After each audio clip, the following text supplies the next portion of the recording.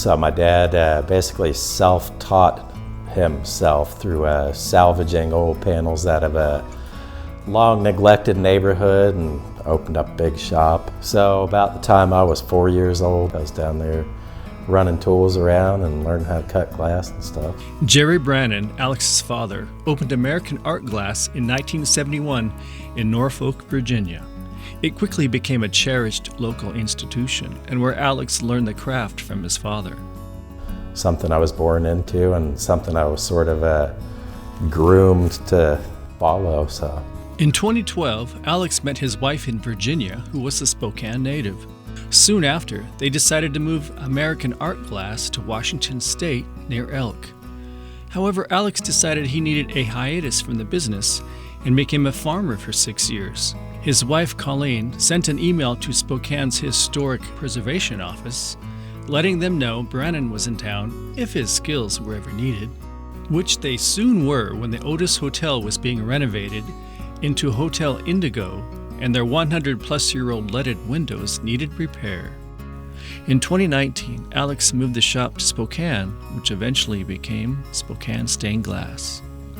Stained glass has its just own entire realm of fascinations. I mean, between the history, the craftsmanship, the subject matter, obviously colors. Just one of my favorite examples in town would probably be St. John's Cathedral up on the hill there. That building is stunning. I would say one of the other things that's probably interesting about glass are the people that make it or are involved with it in the scope of the glass world. According to the Stained Glass Association of America, the earliest known man-made glass is in the form of Egyptian beads from around 2700 BC. In the 1st century AD, the Romans glazed glass into windows. And one of the oldest known examples of stained glass used in a window is at a monastery in England founded in 686 AD. Stained glass comes in 3 basic forms today: leaded, art, and faceted. Biggest challenge working with stained glass, probably assessment of historical things because it becomes pretty time consuming. And it has to be pretty in-depth just to make a proper approach to, say, like a larger scale project. It's just survey time, but at the same rate, that challenge is so much fun. It's impossible to look at it as a challenge half the time. So. Alex enjoys preservation and restoration, but there's a distinct difference between the two.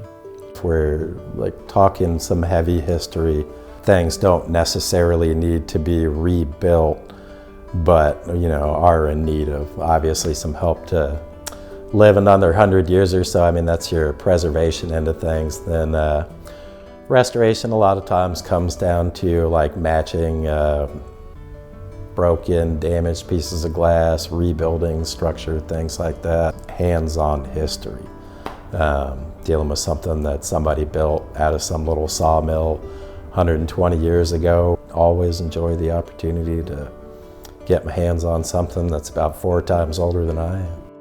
Besides repairing and restoring glass pieces, Alex spends about half of his time on custom jobs. Custom things are probably what I'd like to stay busiest with, just because there's a lot of fun opportunities there. Kind of twist people's arms design-wise, come up with something fun. It's just always cool to take somebody's interpretation and, realize that into a glass piece. So.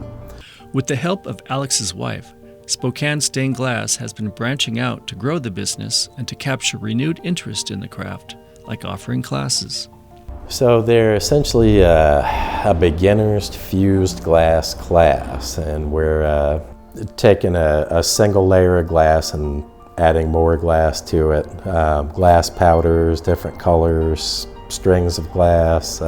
Take those back to the other studio, fire them in the kiln, and return these people's finished products to their amazement. So.